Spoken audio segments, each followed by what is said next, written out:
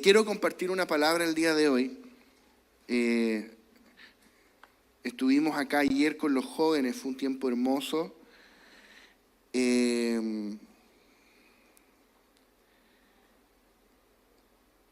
me toca repetirme el plato en la palabra. Qué privilegio, qué responsabilidad administrar la palabra. Hay como dos etapas del predicador. La primera es cuando uno quiere ser predicador y lo único que quiere es predicar y que uno le dé la oportunidad de predicar. La segunda es cuando uno ya es predicador y se da cuenta de la responsabilidad que significa y uno como que ya no quiere predicar mucho. Es una gran responsabilidad, uno no puede decir cualquier cosa. Quiero nuevamente honrar a sus pastores, de verdad, no es de buena crianza, pastores, no son palabras cliché, les amamos mucho, les respetamos, les conocemos hace muchos años, tal vez más que algunos de ustedes. Hemos visto su trabajo, su fidelidad al Señor, su compromiso, su consagración. El pastor, sobre todo para mí en lo personal, el pastor siempre lo he visto como un modelo de maestro, de un pastor maestro, el don de la enseñanza. Así que para nosotros es un privilegio enorme poder estar acá. Bueno, dicho eso, hoy quiero ministrar en base a 1 y 2 de Timoteo. He estado estudiando bastante 1 y 2 de Timoteo y quiero compartir algunas de las cositas que el Señor me ha estado apuntando allí. Timoteo era un hijo en la fe de Pablo, un hijo espiritual, un hijo en la fe del apóstol Pablo, y él ejerció una función tanto de pastor local como también una función apostólica, ayudando a Pablo a supervisar algunas de las iglesias que se iban plantando. Y a Timoteo le tocó ejercer también una función de apóstol, de supervisar las iglesias, de nombrar pastores, corregir lo deficiente, lo mismo que Tito. Tito también fue pastor y también ejerció una función apostólica. Primera de Timoteo se escribió en el año 63, aproximadamente, el año 63, al igual que la epístola a Tito, Primera de Timoteo y Tito. Mientras que Segunda de Timoteo se escribió en el año 67, que fue el año que Pablo fue martirizado, fue degollado. Y eso es 4 años después. O sea, primero se escribe Primera de Timoteo y Tito, y 4 años después, cuando ya Pablo sabía que ya, digamos, estaba encarcelado y te le habían dado la pena de muerte, escribe su última carta, su última epístola, que es a su verdadero hijo en la fe, Timoteo. Es Segunda de Timoteo. Y esto es lo último que Pablo escribió, estas 3 cartas es lo último que Pablo escribió. Las 2 epístolas a Timoteo tratan sobre lo verdadero versus lo falso. Eso es lo que el Señor ha alumbrado en mi espíritu este tiempo, lo verdadero versus lo falso, o los verdaderos en contraposición a los falsos. Y vamos a ir desarrollando eso. Mira, como contexto, Primera de Juan 5:20, pero sabemos que el Hijo de Dios ha venido y nos ha dado entendimiento para conocer al que es verdadero. Y estamos en el verdadero, en su Hijo Jesucristo. Este es el verdadero Dios y la vida eterna. Mira cómo Juan habla y dice, estamos en el verdadero. Y le llama a Cristo el verdadero. Y los que están en él son verdaderos. Es decir, relativo a la verdad. Juan habla mucho de la verdad. Apocalipsis 3:7. Escribe el ángel de la iglesia en Filadelfia. Esto dice el santo, el verdadero, el que tiene la llave de David. El que abre y ninguno cierra y cierra y ninguno abre. El verdadero. El verdadero. Juan capítulo 1, esto es como introducción. Juan capítulo 1, del 47 al 48. Mira lo que pasó cuando Jesús, o más bien, iba a decir cuando Jesús conoció a Natanael, pero ahora vamos a leer el texto y vamos a ver que en realidad es cuando Natanael conoció a Jesús. Mira, cuando Jesús vio a Natanael que se le acercaba, dijo de él, he aquí un verdadero israelita, en quien no hay engaño. Le dijo Natanael, ¿de dónde me conoces? Porque Natanael no conocía a Jesús. Respondió Jesús y le dijo, antes que Felipe te llamara, cuando estabas debajo de la higuera, te vi. Y Natanael quedó helado. No nos dice Juan qué fue lo que pasó debajo de la higuera, pero lo que nos da a entender es que debajo de la higuera pasó algo que solamente Natanael sabía, nadie más. Entonces cuando Jesús le dice, yo vi lo que pasó debajo de la higuera, Natanael quedó así, frío. Ahora, ¿qué ocurrió? No sabemos, insisto, no sabemos, Juan no nos lo dice. Pero tiene que haber sido algo bueno, porque Jesús dice, yo te vi debajo de la higuera, por ende sé que tú eres un verdadero israelita. O sea, tal vez se le presentó la oportunidad a Natanael de hacer algo incorrecto. Si dejara correr la imaginación, me imagino a Natanael atendiendo ahí un negocio de, no sé, vendía manzana, ponele. Esta es mi imaginación, ¿ok? Y el cliente miró por otro lado y tenía la oportunidad de, no sé, hacerle ahí, cargarle un poquito, truquearle la maquinita y la pesa, pero él dijo, no lo voy a hacer. Algo pasó que nadie vio, solo Natanael, donde él fue íntegro. Porque luego Jesús le aplaude, ¿sí o no? Y le dice, tú eres un verdadero israelita en el que no hay engaño. ¿Y cómo tú sabes eso? Porque te vi debajo de la higuera. ¿Sí? Entonces lo que yo quiero destacar es esto, verdadero israelita. Pablo dice, no todo el que desciende de Abraham es israelita, ni todo el que desciende de Jacobo, Israel. ¿Verdad? Verdadero israelita. Otro versículo más para la introducción. Juan 8, 31 al 32. Dijo entonces Jesús a los judíos que habían creído en él, si vosotros permaneciereis en mi palabra, seréis verdaderamente mis discípulos. Y conoceréis la verdad y la verdad os hará libres. Verdaderos discípulos. Y no se lo dice a los que no creían en él. Vengan, sean mis verdaderos discípulos. Se lo dice a los que habían creído en él. Ya creían, lo seguían. Les dice, ok, si ahora eso que están creyendo lo ponen en práctica, ustedes van a ser verdaderamente mis discípulos. Si hay verdaderos discípulos de Cristo, es porque hay falsos discípulos de Cristo. No sé si me estoy dando a entender este hilo conductor, lo verdadero versus lo falso. Con eso en mente, ahora sí abramos Primera de Timoteo. Si trajiste tu Biblia, este es el domingo perfecto para haber traído tu Biblia porque vamos a leer muchísimo.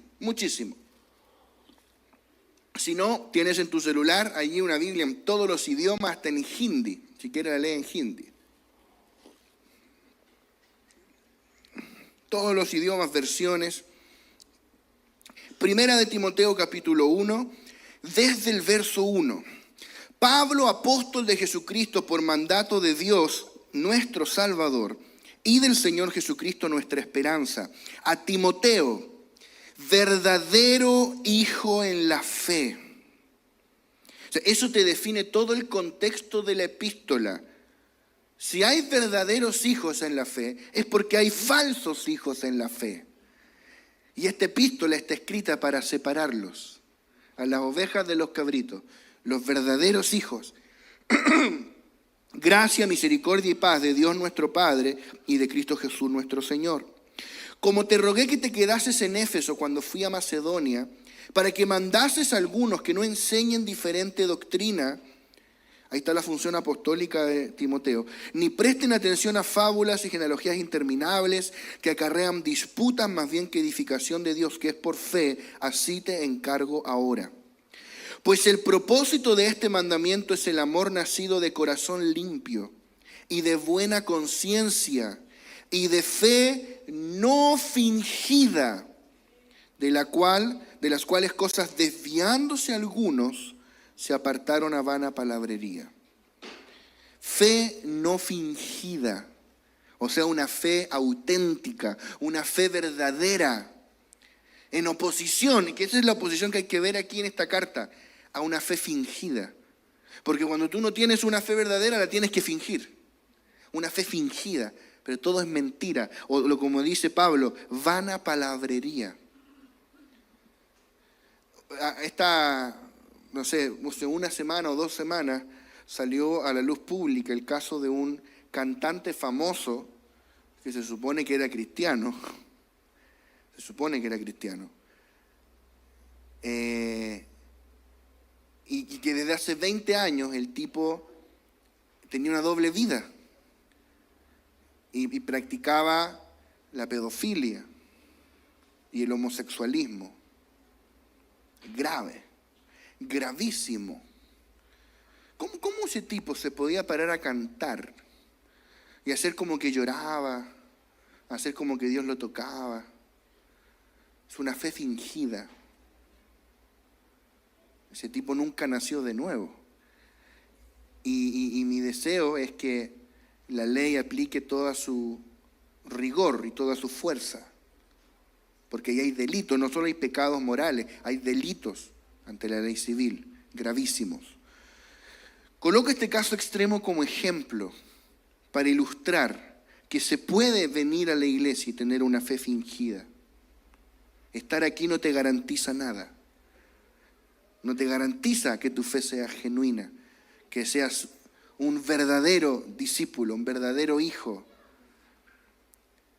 Tenemos muchos falsos.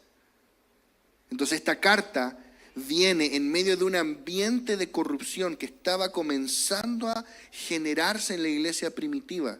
Muchos de los apóstoles estaban muriendo como mártires. Había un relevo generacional en el liderazgo. La inmadurez propia de las congregaciones nacientes también generaba una serie de problemas. Tú ves en Corinto, por ejemplo, cuando Pablo tiene que corregir una iglesia en Corinto, donde un tipo se estaba metiendo con la mujer del papá, como su madrastra, o sea, unas cosas. Claro, si eran igual de inmaduros que nosotros. Uno idealiza la iglesia primitiva, pero pasaba de todo. Entonces, que comienza a surgir una corrupción latente, pero cada vez que crecía más.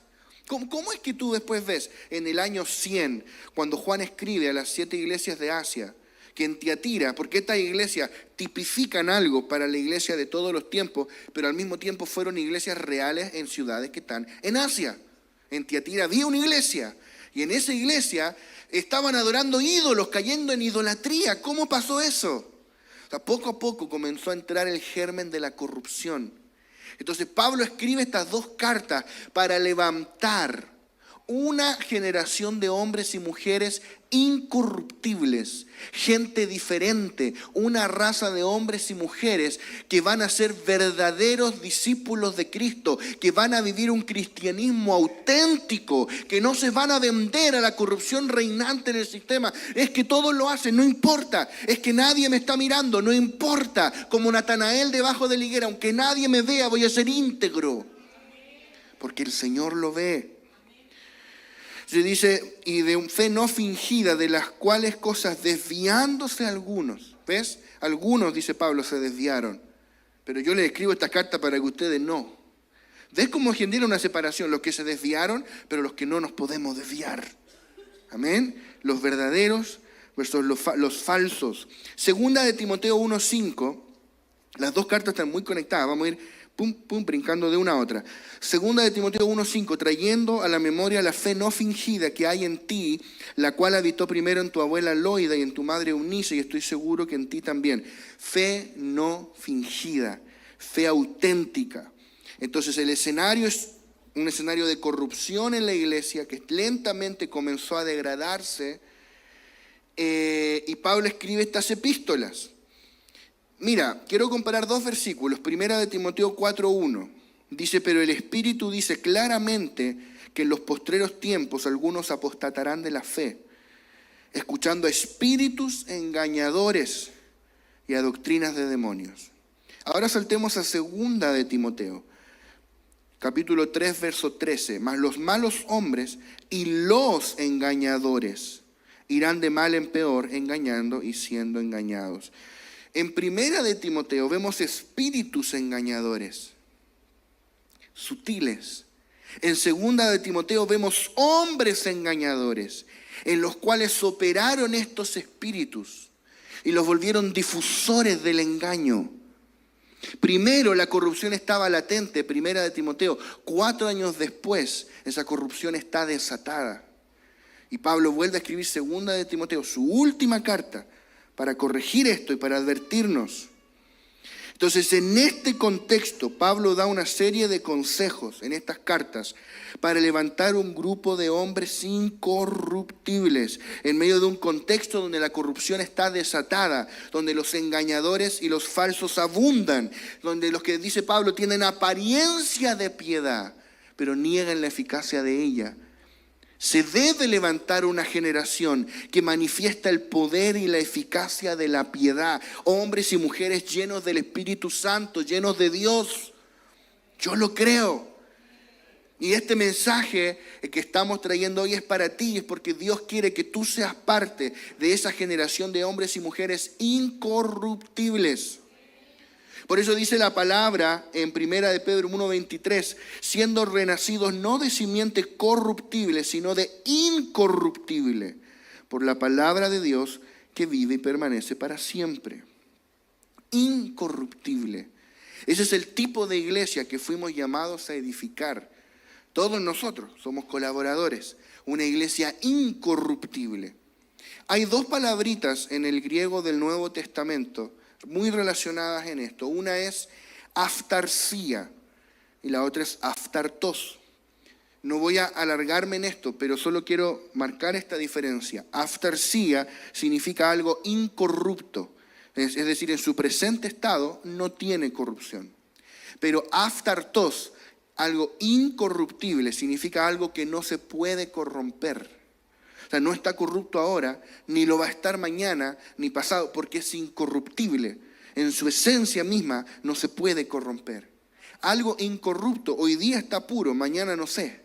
Adán fue creado en incorrupción, pero era corruptible. Por eso se corrompió. Dios es incorruptible. Y nosotros renacimos de esa vida y de esa naturaleza para ser una iglesia incorruptible en medio de un mundo podrido y corrupto. ¿Tú has visto las noticias? Yo no había visto noticias de Chile. Llegué acá, yo veía puras noticias de la India. Unas cosas, hermano. No me quiero poner a ser comentador de noticias acá, porque tú dices, oye, qué raro esto. Entonces, a lo largo de estas epístolas, Pablo da principios y te separa a los verdaderos de los falsos. Hermano, yo llevo hartos años de evangélico. Yo tengo 34 años. Soy evangélico hace 35. Porque mi mamá hacía clases en la escuelita dominical a los niños. Y todo el embarazo hizo clases de escuelita dominical conmigo hasta la semana antes de parir. Así que me escuché todas esas prédicas. Yo ya venía, adelanté un ramo. Y mi mamá me parió y a la otra semana estaba con el coche haciendo clases en la escuelita dominical. En ese tiempo no habían días festivos, de vacaciones evangélicas, nada. Pues no, usted sabe, entonces ahí haciendo clases en la escuelita dominical. Hasta hoy. Y aquí estoy. Yo nunca me fui al mundo. Mi testimonio es fome, porque yo me fui al mundo y yo un día estaba bebiendo y entonces, ¿no? Lamentablemente no me pasó. Pero por ende, no, al contrario, agradezco a Dios. Pero por lo mismo, llevo varios años en esto. He podido recorrer muchas iglesias y ser parte de varias, ser miembro de varias. Hermano, uno ve unas cosas. ¿Por qué tienen que ser así? Nosotros salíamos con algunos hermanos de acá de Santiago a predicar a los metros. Nos subíamos, durante 2 años nos subimos a los trenes a predicar. Gente fue conectada, gente se ganó. Tremendo, yo amo eso. Entonces cuando yo veo hermanos nuestros predicando en las calles, yo me gozo. Lo que yo me pregunto es, ¿por qué tienen que agarrarse a combos con carabineros? Como que no veo a Cristo ahí. No sé si el hermano justo acababa de salir de prisión. Era discípulo del pastor Cristian Ibacache. Que no me está escuchando. ¿Sí o no? Hay unos personajes en la iglesia, hermano. ¿Sí o no? No estoy hablando de que me tropecé y dije, ups, dije un improperio. No, si eso a todos nos pasa. No estoy hablando de detallitos, estoy hablando de cosas groseras. Hay unos personajes en la iglesia evangélica, hermano. ¿O usted ha visto los payasos evangélicos que invitan a la tele? Nunca invitan a un tipo serio, estudioso de la palabra, no, siempre payasos. Pero esos payasos existen entre nosotros, seamos francos. ¿Cuándo vamos a ver una iglesia madura? ¿Sí o no? ¿No le da celo a usted? A mí me da celo, a mí me da vergüenza, porque ese es el pueblo al que yo pertenezco. Me están dejando en vergüenza a mí. Hay tanto evangélico loco. La otra vez fuimos a oficiar un funeral. Esas son las cosas de ser pastor que nadie te dice. Te ungen pastor y te tienen para los funerales, para los bautizos, para los presentar bebés, para los matrimonios. Y fuimos a un funeral de una persona y claro, pues aparecen unos evangélicos súper raros. No, ella era evangélica, pero dejó de hablarle al marido, no le habló más al marido.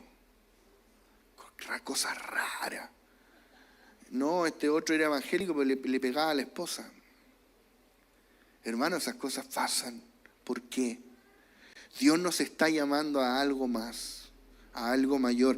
Que esta palabra de gracia, de nuevo pacto, que por años se nos ha improntado, nos nutra para que orgánicamente seamos transformados en una raza distinta de gente incorruptible, gente auténtica, no gente perfecta en el sentido natural de la palabra, porque somos todos imperfectos, fallamos, nos vamos a equivocar, tenemos debilidades, pero gente que vive a Cristo en la realidad. Yo tengo un celo, hermano, te predico desde el celo de ver una iglesia madura. Porque el Señor va a venir a buscar una iglesia madura. Mira, algunos ejemplos acá. Bueno, habría que leer las epístolas completas, pero si vamos a 1 Timoteo 3, desde el verso 1 al 10. Palabra fiel es esta: si alguno anhela obispado, buena obra desea. Pero es necesario que el obispo sea irreprensible. Esa palabrita da para un tema, irreprensible. Marido de una sola mujer, sobrio, prudente, decoroso, hospedador, apto para enseñar. Ahora, si tú estás diciendo, pero eso es para los obispos, para los pastores, ¿verdad? Pablo le está diciendo, porque en el antiguo, o sea, en la iglesia primitiva, obispo, pastor y anciano eran la misma persona, eran los pastores de las iglesias locales. El obispo, o el pastor, o el presbítero, o anciano, era lo mismo. Entonces, tal vez tú dices, bueno, estas son las características para los pastores. Bueno, eso es parte de la corrupción sistémica que tenemos. Que tú crees que Dios le demanda este estándar a los pastores, pero el resto podemos vivir como se nos vengan ganas. No, esto es la descripción de un cristiano común y corriente, de un cristiano normal. O sea, porque obispo, en griego es episcopo, significa supervisor. Era la función, el que supervisa una iglesia local, el que la cuida, la protege. Pero el perfil de un episcopos era un presbíteros, un anciano, es decir, un cristiano maduro. O sea, básicamente era, entre los cristianos maduros que hay, elige a uno y ponlo de pastor. Para nosotros leer esta lista es como un tipo extraordinario. No, esto era un cristiano maduro. Esto era lo que todos debían ser. Pero como había un ambiente de corrupción reinante, Pablo tiene que darle una lista de características a Timoteo. No es que sea una lista exhaustiva, no es que si algo no está aquí, entonces no, es más o menos para que Pablo le esté diciendo, mira, para que te hagas una idea del tipo de persona que tienes que poner. Pero esto es lo que se supone que es un cristiano. O sea, esto es para ti, irreprensible. Ese es el tipo de cristiano que Dios espera de mí. Porque yo porto su vida, porto su naturaleza y se me reveló el nuevo pacto y soy un sacerdote real, hipernaic. O sea, que me sirva de algo, si no es vana palabrería. Marido de una sola mujer. ¿Será que Dios puede levantar una raza de hombres cristianos que ser infiel a su esposa no sea ni siquiera una opción? Si esas cosas lamentablemente pasan en las iglesias. Sí. Vergüenza debería darnos. Esto también es nuevo pacto. Sobrio, prudente, decoroso, hospedador, apto para enseñar. Así es un cristiano, o debiese ser. No dado al vino, no tanto.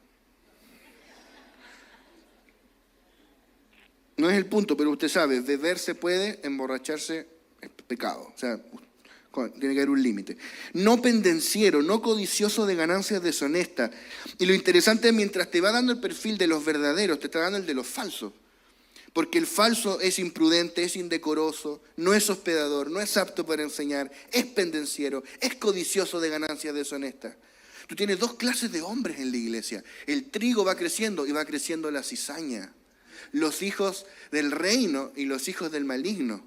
Por ahora están entremezclados, pero llegará el día de la cosecha y el Señor separará el trigo de la cizaña. Tenemos que ser trigo. Amable, apacible, no avaro, que gobierne bien su casa, que tenga a sus hijos en sujeción con toda honestidad. Verso 6, no un neófito, no sea que envaneciéndose, podríamos hacer una lista, envaneciéndose caiga en la condenación del diablo, que tenga buen testimonio con los de afuera, que no caiga en descrédito y en el lazo del diablo, honesto, sin doblez, no dado a mucho vino, no codicioso, que guarde el misterio de la fe con limpia conciencia, etcétera, etcétera, etcétera. Entonces acá es como una comparación. O por ejemplo, al otro capítulo 4, 1 de Timoteo 4:1, pero el Espíritu dice claramente que en los postreros tiempos algunos apostatarán de la fe, los falsos, escuchando espíritus engañadores y a doctrinas de demonios. Es decir, los verdaderos son los que no prestan el oído a espíritus engañadores y a doctrinas de demonios. Por la hipocresía de mentirosos que teniendo cauterizada la conciencia prohibirán casarse y mandarán abstenerse de los alimentos que Dios creó para que con acción de gracias participen de ellos los creyentes y los que han conocido la verdad. O sea, los falsos son hipócritas, son mentirosos, tienen cauterizada la conciencia. Y decía, ¿cómo un tipo puede tener una doble vida por años? Porque tiene cauterizada la conciencia, hermanos. Uno se tropieza, dice un improperio y uno se siente condenado al infierno, ¿sí o no? Y ¿cómo estos tipos viven una doble vida y no, ni un asco? Dios nos libre, hermano. Dice Romanos que a algunos Dios los entregó a una conciencia reprobada, a su propia conciencia reprobada. Es como, ¿insistes en pecar? Dale, te entrego a tu propia conciencia reprobada. Dios nos libre. Entonces aquí tienes, y por otro lado, los verdaderos es lo opuesto, o sea, no son hipócritas, son de verdad, no son mentirosos, dicen, hablan verdad, no tienen cauterizada la conciencia, no, tienen una conciencia suave, sensible, para rendirse al Señor cuando hacen algo que al Espíritu no le agrada y el Espíritu Santo los redarguye. Señor, perdóname. Y si tienen que pedir perdón, van, piden perdón si dañaron a alguien. Estoy intentando poner por palabras una carga en mi espíritu. Y es que se levante una raza de hombres y mujeres diferentes, que vivan un auténtico cristianismo, cristianos de verdad, gente que un inconverso se acerque a nosotros y diga, este hombre conoce a Dios, esta mujer ha visto a Dios, tiene algo que yo no. Amén. ¿Tú crees que eso es posible? En nosotros mismos no, pero si portamos al Espíritu del Dios vivo, si portamos su vida que nos está leudando, nos está llenando, Cristo siendo formado en nosotros, este árbol que crece, ¿cierto? Me encanta toda esa tipología, esa analogía, pero que eso se haga real, que esa vida me gobierne de una vez por todas y yo sea una expresión de Cristo. De eso se trata. Entonces, bueno, acá hay varias listas de características. Yo no quiero leerlas todas porque se nos iría tal vez mucho tiempo, pero solo voy a mencionar las citas. 1 de Timoteo 4 del 15 al 16, 1 de Timoteo 5 del 24 al 25, 1 de Timoteo 6 del 3 al 5, 1 de Timoteo 6 del 20 al 21, 2 de Timoteo 1 del 15 al 18. Acá Pablo menciona gente con nombre y apellido. Pablo dice, mira, lo voy a leer, 2 de Timoteo 1, verso 15. Ya sabes esto, que me abandonaron todos los que están en Asia, de los cuales son Figelo y Hermógenes. Los menciona. Tenga el Señor misericordia de la casa de Onesífero, porque muchas veces me confortó y no se avergonzó de mis cadenas, sino que cuando estuvo en Roma me buscó solícitamente y me halló. O sea, buscó en qué cárcel estaba y lo fue a servir. Concédale el Señor que haya misericordia cerca del Señor en aquel día. Y cuánto nos ayudó en Éfeso, tú lo sabes mejor. ¿Te das cuenta cómo Pablo separa con nombre los falsos de los verdaderos? Ese tal Figelo y Hermógenes, chanta. Onesífero, sean como él. Por eso lo menciona. Segunda de Timoteo 2, esto igual lo quiero leer del 16 al 19. Mas evita profanas y vanas palabrerías, porque conducirán más y más a la impiedad. Y su palabra carcomerá como gangrena, de los cuales son Himeneo y Fileto, otros dos tipos más, corruptos, que se desviaron de la fe diciendo que la resurrección ya se efectuó y trastornan la fe de algunos. Pero el fundamento de Dios está firme, teniendo este sello: conoce el Señor a los que son suyos, y apártese de iniquidad todo aquel que invoca el nombre de Cristo. Pablo se para y dice, si tú quieres ser como Himeneo y Fileto, allá tú. Pero el fundamento de Dios sigue estando firme, y es un sello doble. Por el lado de Dios, el Señor conoce a los que son suyos. El Señor los conoce. Puede que a veces fallen, puede que tengan debilidades. No estamos hablando de perfección humana aquí. El Señor conoce a los que son suyos. Por el lado nuestro, el sello se ve de esta manera: apártese de iniquidad todo aquel que invoca el nombre de Cristo. Amén. Y así, tú ves, voy a mencionar algunas citas que no las voy a leer. Segunda de Timoteo 2, del 22 al 26, donde dice, huye de las pasiones juveniles, sigue la justicia, la fe, el amor, la paz. ¿Te das cuenta cómo lista tantas características que te separa drásticamente? Esto se opone a esto. Segunda de Timoteo 3, del 1 al 5. Segunda de Timoteo 4, del 3 al 4. Si tú estás tomando nota, ahí después lo puedes cotejar. Segunda de Timoteo 4, del 9 al 22. Y ahí termina la última carta de Pablo. Aquí es donde menciona algunos personajes más. El verso 10, porque Demas me ha desamparado amando este mundo y se ha ido a Tesalónica. Solo Lucas está conmigo. Yo quiero ser un Lucas, no un Demas. A Tíquico lo envía a Éfeso. Alejandro el calderero me ha causado muchos males.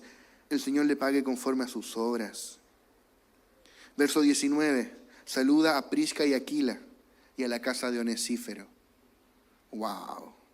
¿Ves cómo separa? Verso 21. Eubulo te saluda, y Pudente, Lino, Claudia y todos los hermanos. Para que Pablo te mencione en una epístola, tienes que ser muy bueno. Estos hermanos, pero no en una bondad humana, pero estos hermanos deben haber sido gente extraordinaria.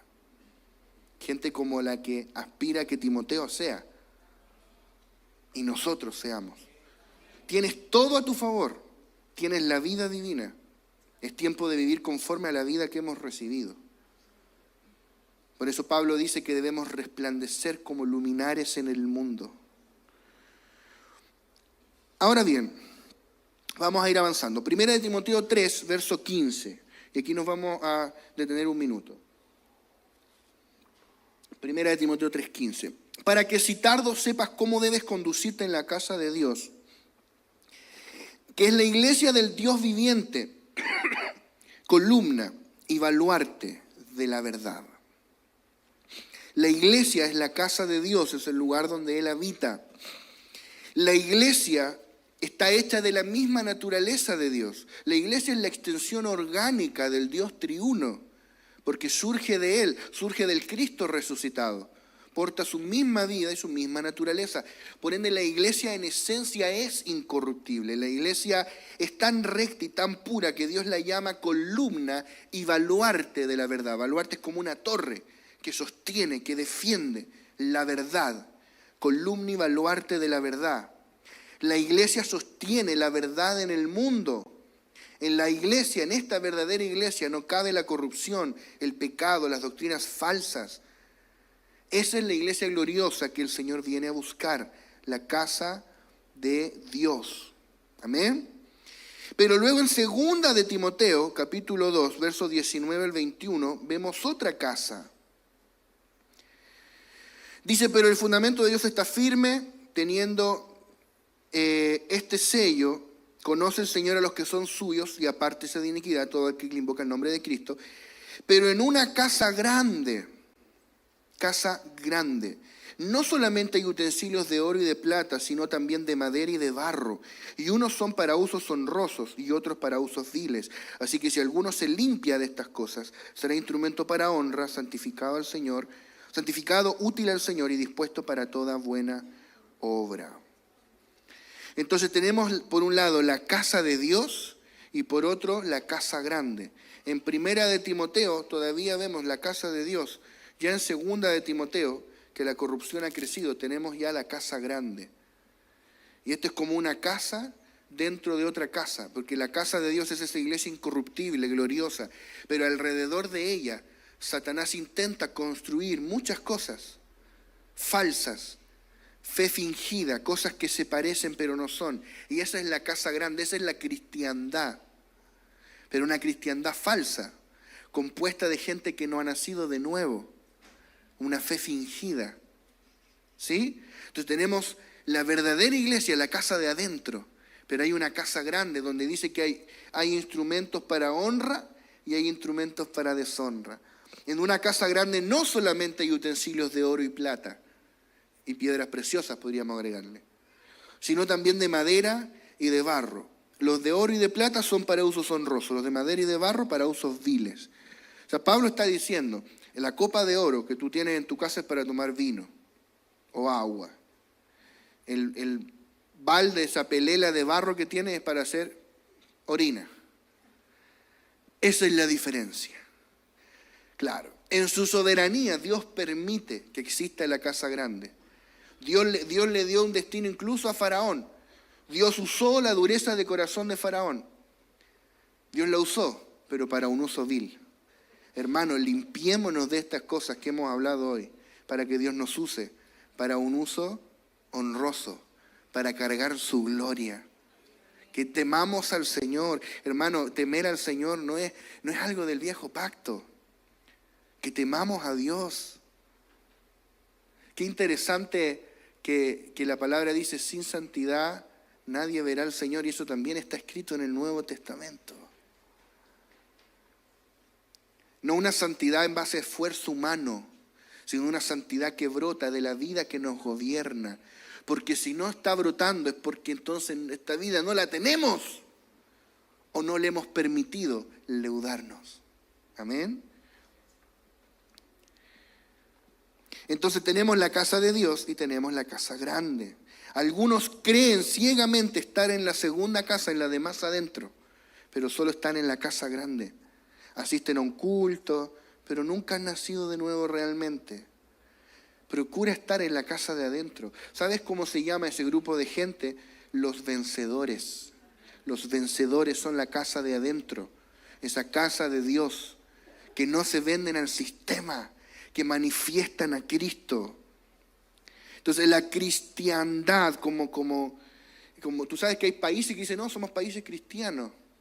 O sea, esa falsa cristiandad ha fallado en cumplir el propósito eterno de Dios. Entonces Dios lo va a hacer con su remanente, y ese remanente se llama los vencedores. Y por eso Dios nos hace un llamado a nosotros a vencer.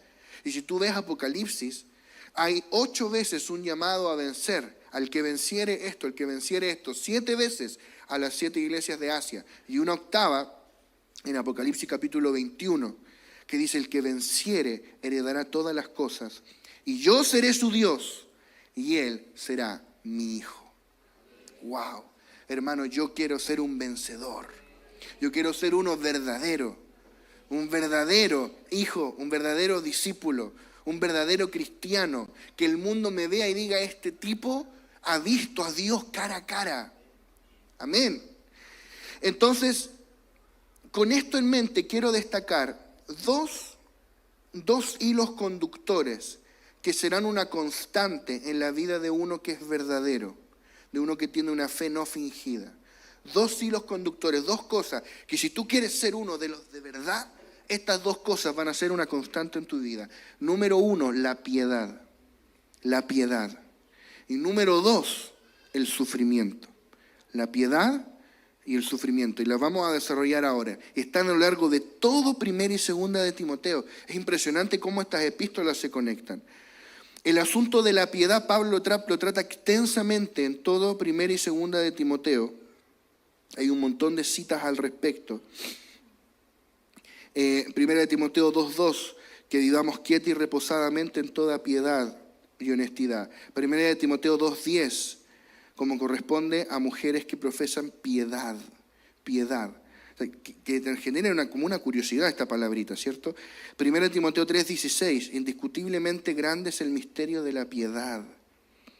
Primera de Timoteo 4, del 7 al 8, ejercítate para la piedad, porque el ejercicio corporal para poco es provechoso, pero la piedad para todo aprovecha, pues tiene promesa de esta vida presente y de la venidera. Primera de Timoteo 6, del 3 al 6, dice, por ejemplo, la doctrina que es conforme a la piedad, gran ganancia es la piedad acompañada de contentamiento. Vamos a leerlo completo mejor, creo que todavía no estoy tan pasado en la hora. Del 3 al 6, si alguno enseña otra cosa y no se conforma a las sanas palabras de nuestro Señor Jesucristo y a la doctrina que es conforme a la piedad, está envanecido, nada sabe y delira acerca de cuestiones y contiendas de palabras, de las cuales nacen envidias, pleitos, blasfemias, malas sospechas, disputas necias de hombres corruptos de entendimiento y privados de la verdad, que toman la piedad como fuente de ganancia. Apártate de los tales. Pero gran ganancia es la piedad acompañada de contentamiento. ¿Qué es lo que es la piedad? La piedad tiene un significado orgánico. La piedad no es un buen comportamiento externo. Porque piedad es como, de ahí viene piadoso, o alguien que es pío o pía. Hay gente que se llama así, ¿han visto, no? Yo conozco una chica que se llama Pía. Tuvimos una chica en una casa de iglesia. Pía. También hay pío. Hay papas que se han puesto ese nombre. Bueno, que lo tienen mal puesto. Pío. ¿Qué significa pío o pía? Que es una persona piadosa, que tiene piedad. ¿Qué es lo que es la piedad? Piedad no es un buen comportamiento externo. Piedad es orgánico, es un concepto orgánico. Piedad significa Cristo expresado a través de mí en mi vida cotidiana. Eso es la piedad. Cristo expresado a través de mí en mi vida cotidiana. O sea, que yo sea una persona que en mi día a día Cristo fluye. Que no sea yo, sino Cristo. Ahí es una persona piadosa. Una persona que vive la piedad. Si yo voy a ser uno verdadero, de esos que Dios anhela que yo sea, yo tengo que manifestar la piedad. Esta piedad de la que habla Pablo y que la menciona en todos los versículos. Gran ganancia es la piedad.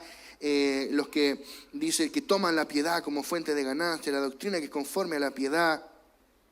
Hay más versículos, mira, por ejemplo, 1 de Timoteo 6:11, sigue la justicia, la piedad, la fe, el amor, sigue la piedad, o sea, sigue la manifestación de la vida de Cristo a través de ti. 2 de Timoteo 2:16 habla de la impiedad y 2 de Timoteo 3:5 dice que tendrán apariencia de piedad, pero negarán la eficacia de ella. A estos evita.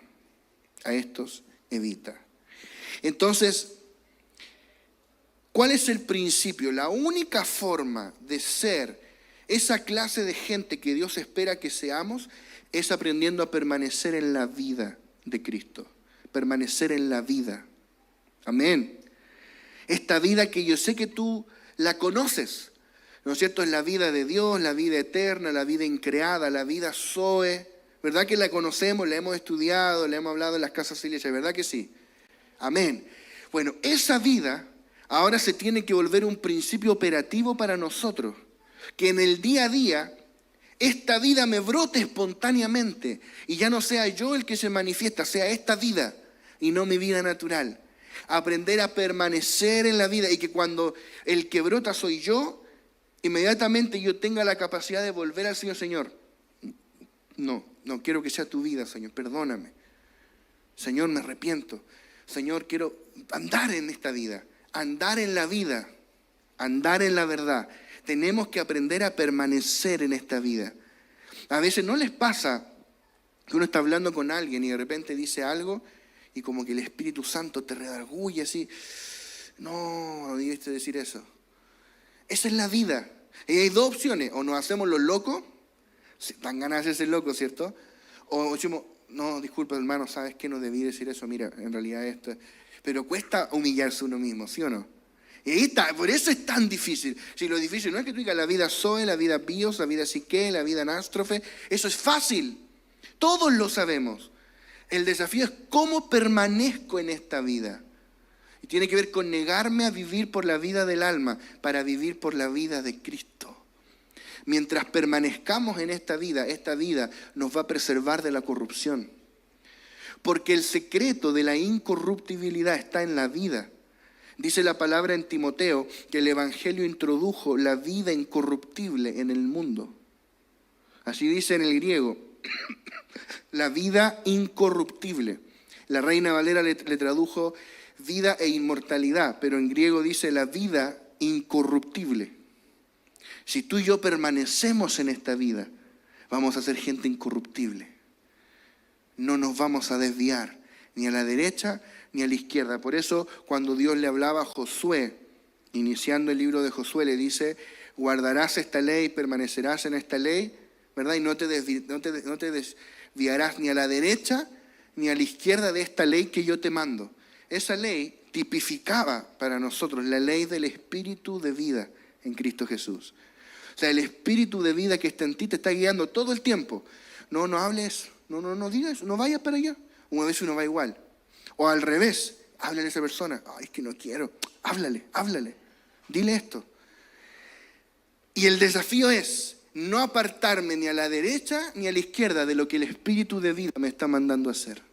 Si yo permanezco en el espíritu de vida, yo voy a caminar de forma incorruptible. Nada me va a poder corromper, porque en la vida está la incorruptibilidad. Amén. Eso es una persona piadosa, es aprender a caminar en la vida de Cristo y por ende a negarme a mí mismo. Que todas esas veces que la vida natural quiere, no, Señor, me niego a mí mismo, Señor. Y que esas veces que uno la embarra y mete las patas y el espíritu te redarguye, no quedarse callado, hermano. Corregir el rumbo. Si no corregimos, nuestra conciencia se empieza a endurecer.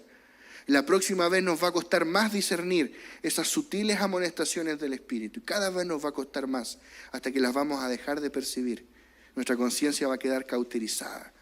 Pero si oímos a esa voz del Espíritu y la obedecemos, la próxima vez vamos a tener una conciencia aún más sensible. Y vamos a aprender a ser guiados por el Espíritu de una manera, hermano, de una manera impresionante. Y lo segundo que va a ser una constante en tu vida, si vas a ser uno verdadero, es el sufrimiento. Fuerte esto, ¿no? Está como para animar a alguien, pero vamos a arribar a algo, estamos ya terminando. Sufrimiento. La vida cristiana no está exenta de sufrimiento. No es así, yo no sé quién nos predicó eso, pero yo soy cristiano y yo he sufrido harto, no sé usted, ¿sí o no? O sea, la vida cristiana no está exenta de sufrimiento, de enfermarse a veces, de pasar situaciones muy complejas. El otro día mi papá fue a echar benzina, Pastor Mauricio, usted lo conoce, fue a echar benzina en la Copec y echó benzina y después se estacionó ahí en el Pronto para comprar un café. Volvió con su café al auto, no estaba el notebook. Oh, el notebook. Ese notebook se lo habían además sembrado a sus discípulos la vez que le hicieron un encerrón y le robaron el auto con el notebook adentro. Y quedó sin auto y sin notebook y sin celular. Entonces los discípulos le habían sembrado un notebook que era ese, que ahora se lo robaron. Y tú dices, ¿quién nos dijo que a los cristianos no les pueden robar? Sí puede pasar. La vida cristiana no está exenta de sufrimiento. Y aún más, servir al Evangelio no va a estar exento de sufrimiento. Va a demandar una medida de padecimiento. Los que tienen una fe fingida, no. Eso la pasan de maravilla. Pero tener una fe no fingida te va a costar. ¿Sabes? La otra vez leía algo.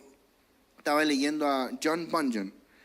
Y él escribía esto. Él decía, estaba hablando del camino que debemos seguir. Entonces era una historia, y una persona le aconsejaba a otra y le decía, mira, es súper fácil. El camino que tienes que seguir es recto y angosto. Ah, muy bien, hijo. El camino que tienes que seguir es recto y angosto, le decía el personaje al otro. Así de sencillo. Jesús dijo, no sigan el camino ancho, ¿verdad? Sigan el camino angosto. Es recto y angosto. Y el otro le decía, pero ¿y no se le cruzan otros caminos entre medio? Que uno diga, será para allá o para acá. Esto es una bifurcación. Y el otro decía, mira, se le cruzan muchos caminos, pero esos caminos son anchos y son curvos. En cambio, el que tú tienes que seguir es angosto y es recto. No tenés cómo equivocarte. Hermano, es así. Cuando nadie lo ve, tiene que tomar decisiones, hacer ciertas cosas. Siempre hay un caminito angosto, pero recto, y uno ancho, pero curvo. ¿Sí o no? En realidad no es tan difícil elegir lo correcto. Lo difícil es negarse uno mismo. Pero seguir ese camino angosto te va a implicar una medida de sufrimiento. Este sufrimiento es tanto en nuestra alma como incluso en nuestro cuerpo. No importa cuán espirituales seamos, vamos a padecer. La diferencia radica en la actitud y en la disposición con la que padezcamos. Segunda de Timoteo 1:8. Por tanto, no te avergüences de dar testimonio de nuestro Señor ni de mí, preso suyo, sino participa de las aflicciones por el Evangelio según el poder de Dios. Segunda de Timoteo 2:3. Tú pues sufre penalidades, como buen soldado de Jesucristo. Está como 3 pasos para vaciar una iglesia, esta prédica. Sufre penalidades. Segunda de Timoteo 2:24, porque el siervo del Señor no debe ser contencioso, sino amable para con todos, apto para enseñar y sufrido. Tú ves al siervo de Jehová en Isaías 53, varón de dolores, experimentado en quebranto. Está hablando de Cristo mismo y de aquellos que se parecen a Él y hacen lo que Él hace, sus discípulos. Yo un día entendí algo, amados, que si quieres cargar unción, vas a tener que ser un varón de dolores y experimentado en quebranto.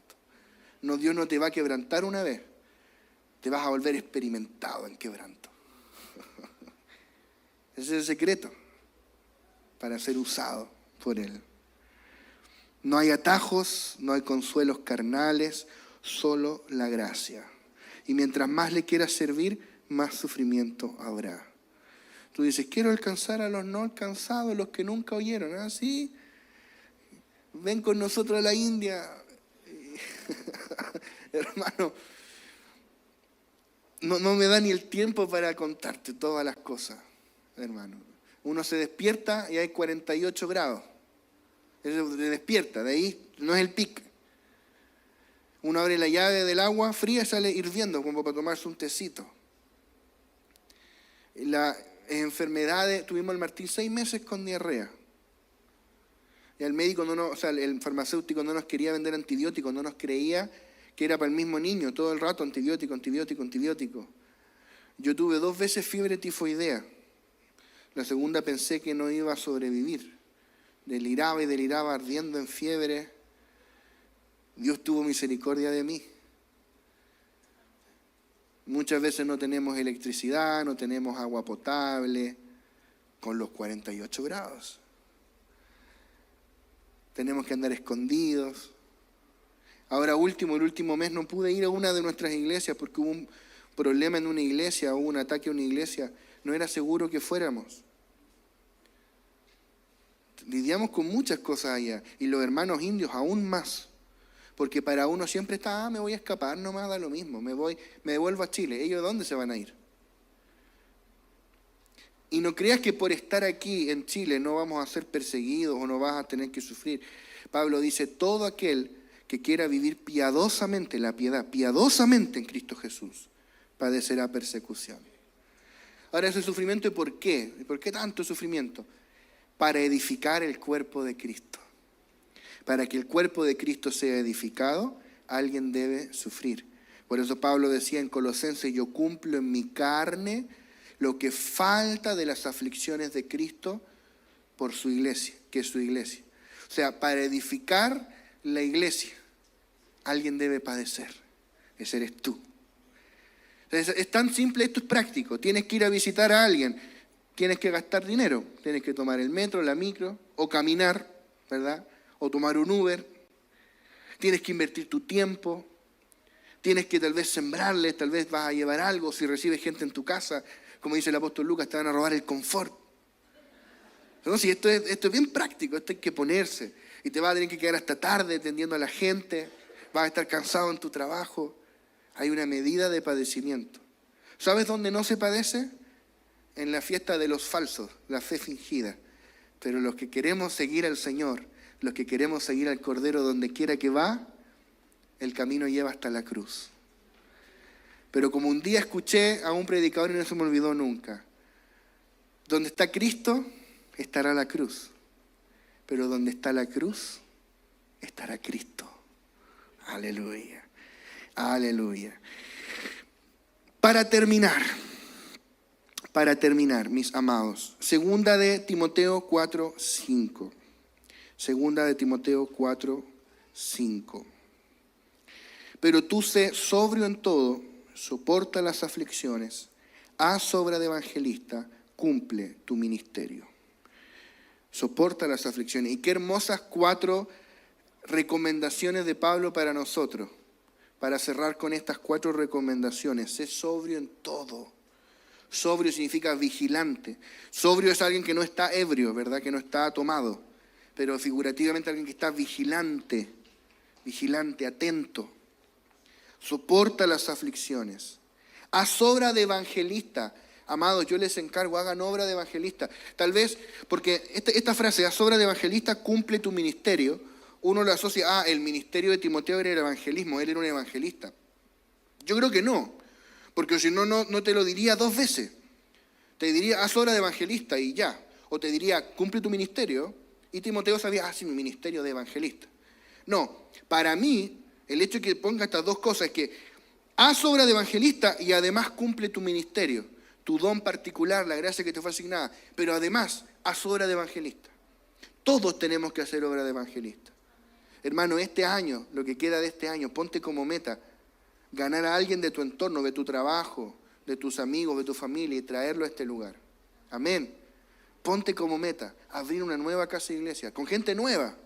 No con gente que ya conozca al Señor o que va a otra iglesia, no, gente nueva. Hagamos obra de evangelista. Y por último, cumple tu ministerio. Cumple tu ministerio, que esa gracia que Dios te dio, ese don único, hermoso, no lo escondas como el que escondió el talento, no, multiplícalo, úsalo para edificar el cuerpo de Cristo, todos sirviendo, todos trabajando, todos colaborando en la edificación de la iglesia del Señor. Esa es la iglesia que el Señor anhela. Amén. Vamos a orar. Vamos a orar. Si gustas puedes ponerte en pie, o si está más cómodo sentadito está bien, no hay problema.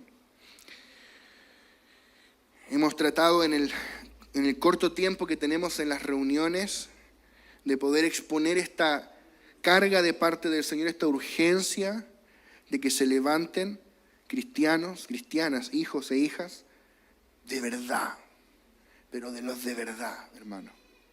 Si al final eso es de verdad. Yo un día me di cuenta, como llevo 35 años de evangélico, me di cuenta que hay 2 tipos de obreros o de siervos.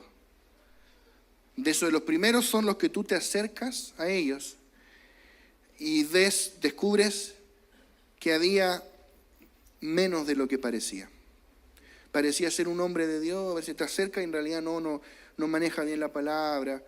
Dice que hace un montón de cosas, te acerca y en realidad no era tan así. Dice que tiene hartas casas iglesias, tiene 2 nomás. No sé si me voy a entender. Dice que gana un montón de gente, ganó a 1. Esa gente que te acerca y en realidad era menos de lo que parecía.